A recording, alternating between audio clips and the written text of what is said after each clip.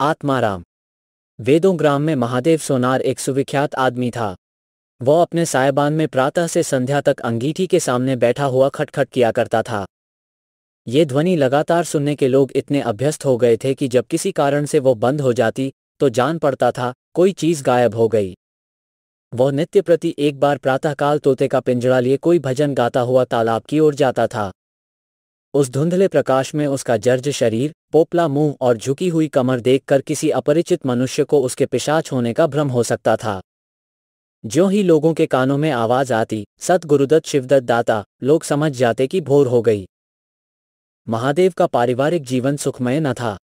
उसके 3 पुत्र थे, 3 बहुएं थीं, दर्जनों नाती पोते थे, लेकिन उसके बोझ को हल्का करने वाला कोई न था।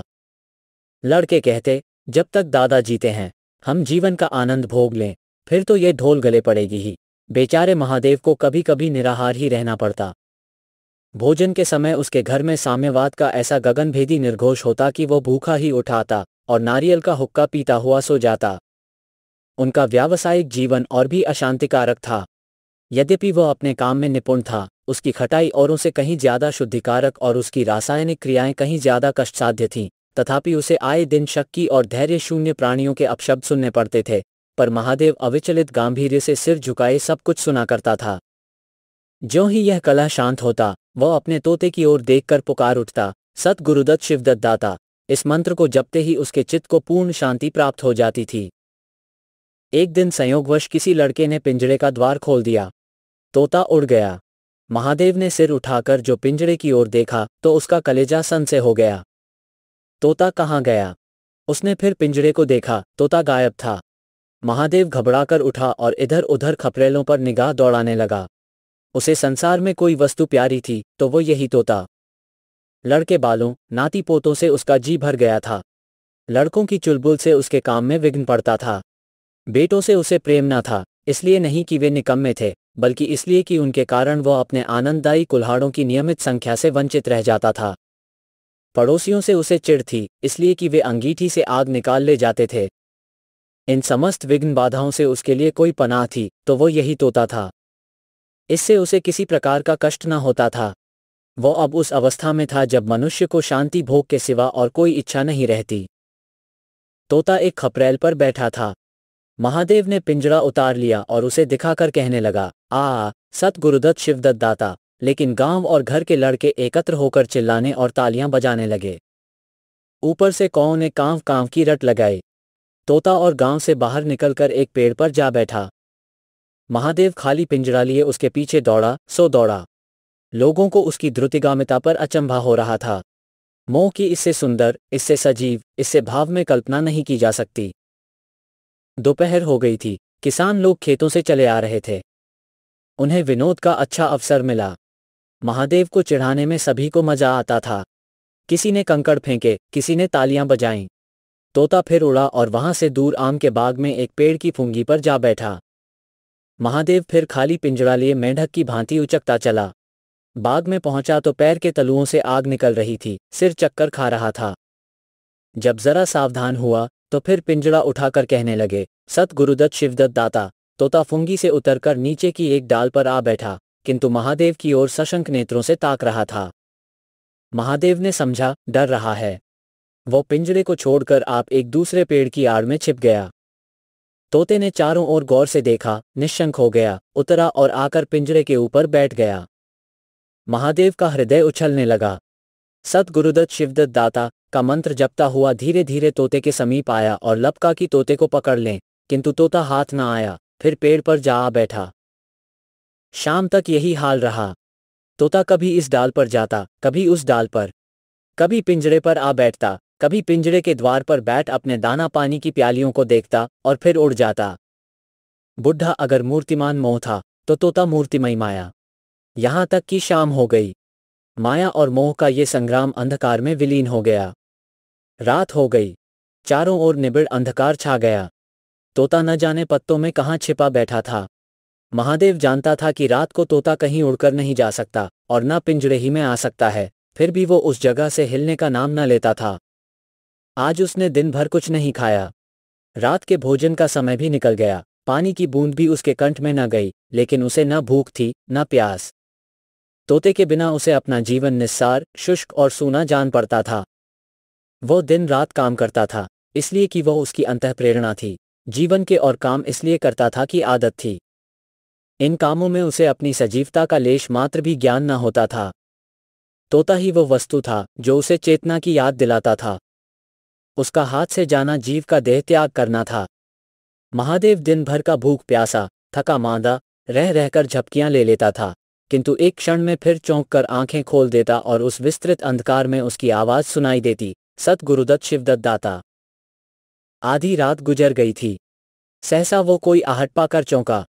देखा, एक दूसरे वृक्ष के नीचे एक धुंधला दीपक जल रहा है और कई आदमी बैठे हुए आपस में कुछ बातें कर रहे हैं। वे सब चिलम पी रहे थे। तमाकू की महक ने उसे अधीर कर दिया। उच्च स्वर से बोला, सत गुरुदत्त शिवदत्त दाता, और उन आदमियों की ओर चिलम पीने चला गया। किंतु जिस प्रकार बंदूक की आवाज सुनते ही हिरन भाग जाते हैं, उसी प्रकार उसे आते देख सब के सब उठकर भागे।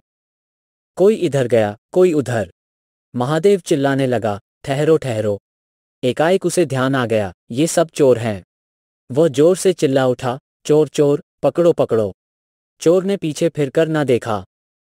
महादेव दीपक के पास गया तो उसे एक कलसा रखा हुआ मिला जो मोर्चे से काला हो रहा था। महादेव का हृदय उछलने लगा। उसने कलसे में हाथ डाला तो मोहरें थीं। उसने एक मोहर बाहर निकाली और दीपक के उजाले में देखा। हाँ, मोहर थी। उसने तुरंत कलसा उठा लिया और दीपक बुझा दिया और पेड़ के नीचे छिपकर बैठ रहा। साह से चोर बन गया।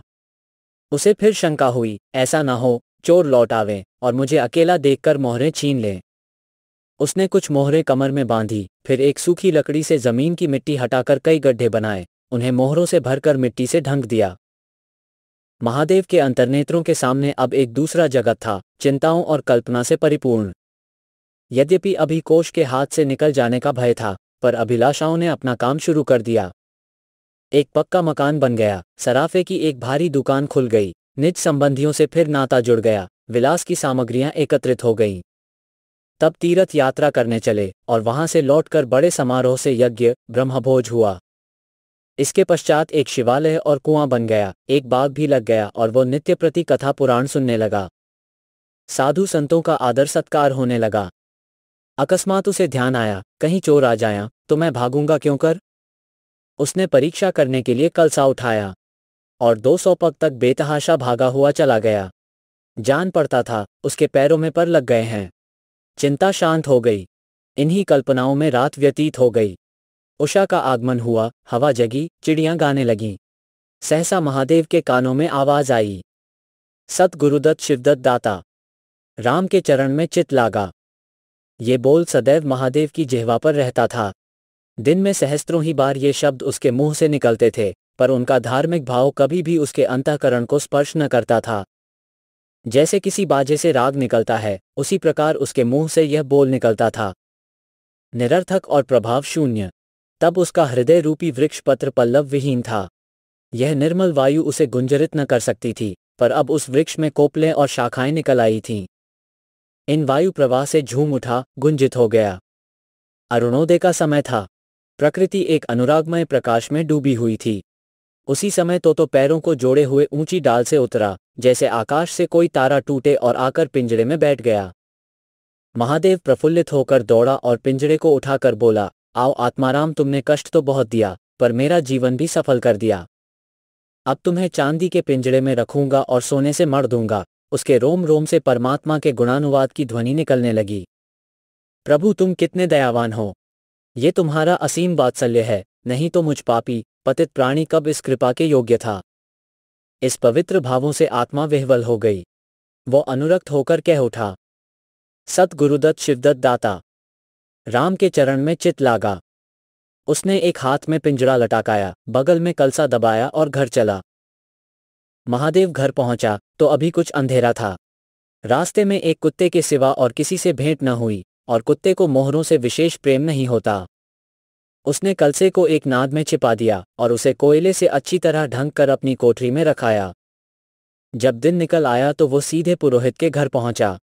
पुरोहित पूजा पर बैठे सोच रहे थे, कल ही मुकदमे की पेशी है और अभी तक हाथ में कौड़ी भी नहीं, यजमानों में कोई सांस भी नहीं लेता। इतने में महादेव ने पालागन की। पंडित जी ने मुंह फेर लिया। यह अमंगल मूर्ति कहाँ से आ पहुंची, मालूम नहीं। दाना भी मयस्सर होगा या नहीं। रुष्ट होकर पूछा, क्या है जी, क्या कहते हो? जानते नहीं, हम इस समय पूजा पर रहते हैं। महादेव ने कहा, महाराज, आज मेरे यहाँ सत्यनारायण की कथा है। पुरोहित जी विस्मित हो गए। कानों पर विश्वास न हुआ। महादेव के घर कथा का होना उतनी ही असाधारण घटना थी जितनी अपने घर से किसी भिखारी के लिए भीख निकालना। पूछा, आज क्या है? महादेव बोला, कुछ नहीं, ऐसी इच्छा हुई कि आज भगवान की कथा सुन लूं। प्रभात ही से तैयारी होने लगी। वेदों के निकटवर्ती गांवों में सुपारी फिरी। कथा के उपरांत भोज का भी नेवता था। जो सुनता आश्चर्य करता, आज रेत में दूब कैसे जमी।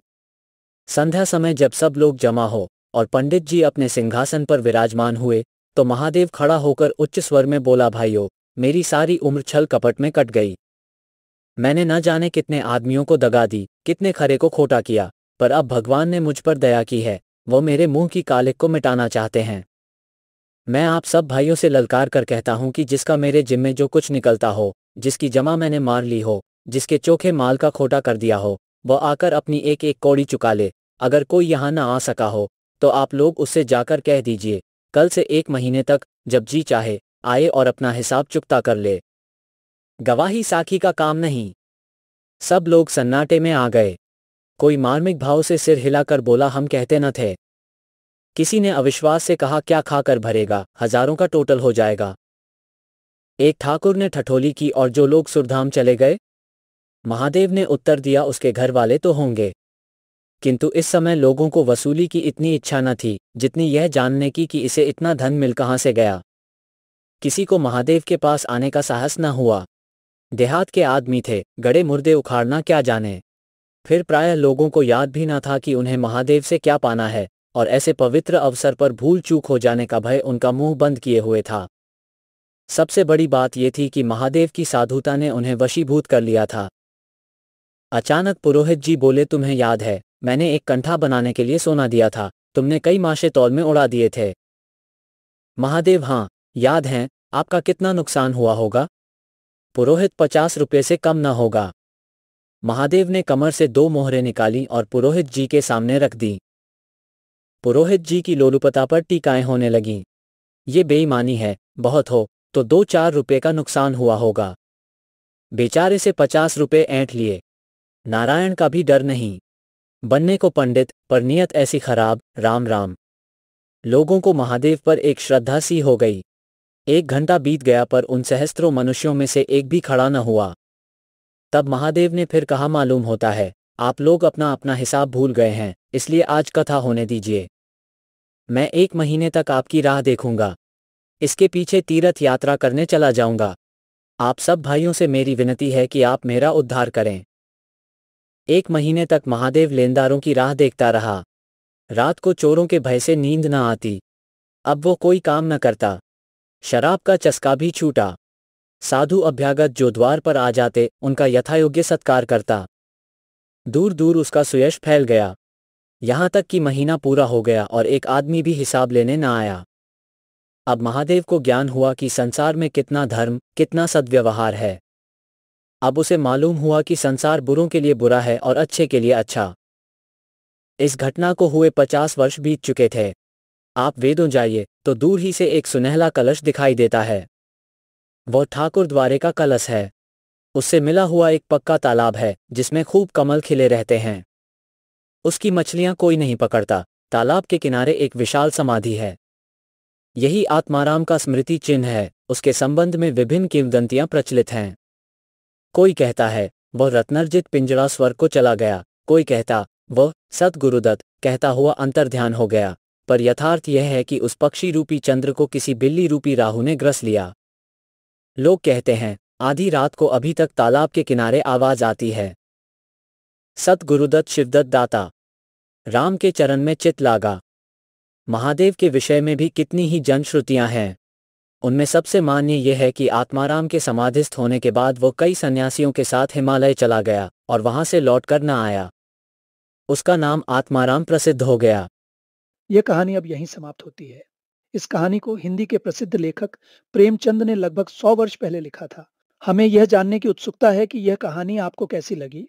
यदि कहानी का विषय या इसे प्रस्तुत करने का ढंग आपको अच्छा न लगा हो, तब भी हमें अवश्य बताइए।